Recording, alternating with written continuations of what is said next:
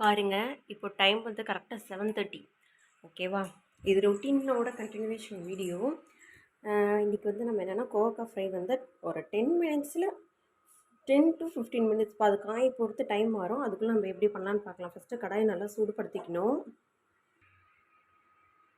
இப்போ பாருங்கள், சுத்தமான நல்லெண்ணெய் நம்ம எவ்வளோ வேணால் யூஸ் பண்ணலாம். அதாவது லிமிட்டேஷன் வந்து 1 ஸ்பூன் 2 ஸ்பூன் யூஸ் பண்ணுற இடத்துல இது ஒரு 4 ஸ்பூன் யூஸ் பண்ணலாம். குட் கொலஸ்ட்ரால்ஸ் தான் இருக்குது.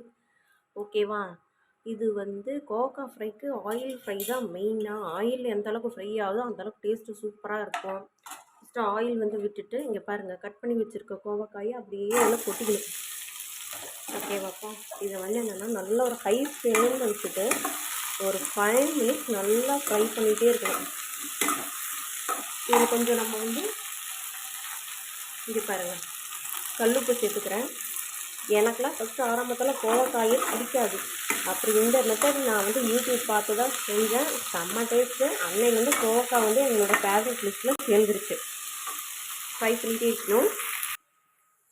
இப்போ பாருங்கள், கரெக்டாக ஒரு 8 நிமிஷம் இது வந்து ஆயிலே ஃப்ரை ஆகிருந்துச்சு. நான் திருப்பி நான் வந்து பெரட்டி விட்டுட்டே தான் இருந்தேன். இப்போ பாருங்கப்பா, நல்லா இந்த மாதிரி சுருண்டு வந்திருக்கணும்.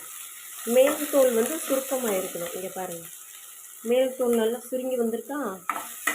இந்தளவுக்கு வந்தாலே போடுறோம். நம்ம மசாலா வந்து சேர்த்துக்கலாம். இங்கே பாருங்கள், மஞ்சத்தூள், மல்லித்தூள், வரமிளகாத்தூள், லைட்டாக உப்பு. ஏன்னா முன்னாடியே நம்ம சேர்த்துட்டோம் உப்பை. ஓகேங்களா? கடுகு தாளிப்பு, நான் வெங்காயம் போடுறேன் அந்த மாதிரிலாம் எதுவுமே தேவையில்லை. சிம்பிளாக பட்ஜெட் ஃப்ரெண்ட்லியாக டக்குன்னு டேஸ்ட்டாக செய்யணுன்னா இந்த மாதிரி நீங்கள் ட்ரை பண்ணுங்கள். ட்ரை பண்ணி பார்த்துட்டு நீங்கள் என்னை திட்டுறதும் பாராட்டுறதும் பண்ணுங்கள். ஓகேங்களா? இப்போ மறுபடியும் க்ளோஸ் பண்ணிடலாம்.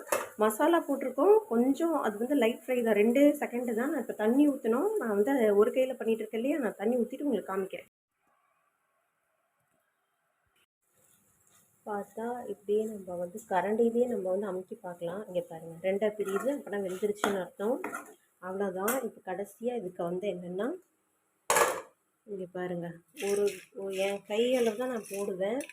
ஒரு கை அளவு வேர்க்கடலை போட்டுக்கிறேன். அதே போல் ஒரு கை அளவு தேங்காய். இது ரெண்டையும் குறகுறப்பாக அரைச்சிக்கணும்.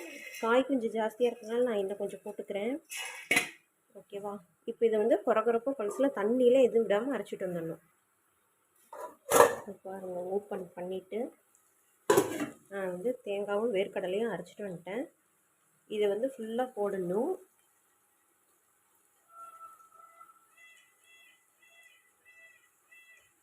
போட்டு நல்லா இந்த சூட்லேயே ஒரு டைம் நல்லா அப்படி ஃப்ரை பண்ணி விட்டு, நீங்கள் உப்பு காரெல்லாம் இந்த ஸ்டேஜில் பார்த்துருங்க. ஏன்னா தேங்காய் வேர்க்கடலை போட்டோன்னே கொஞ்சம் வந்து உப்பு கம்மியாகும்.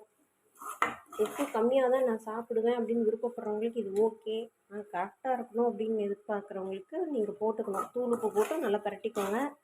அவ்வளோதாங்க, முடிஞ்சுது. இந்த காய் பொறுத்த வரைக்கும் இந்த கரெக்டாக 15 மினிட்ஸ்னால் 15 மினிட்ஸ் அப்படின்னு ஆகாது. நம்ம வந்து வாங்கிட்டு வந்து ஃப்ரெஷ்ஷாக பண்ணோன்னா 15 மினிட்ஸில் முடிஞ்சிடும். பிஞ்சாக இருந்தால் சீக்கிரம் முடியும்.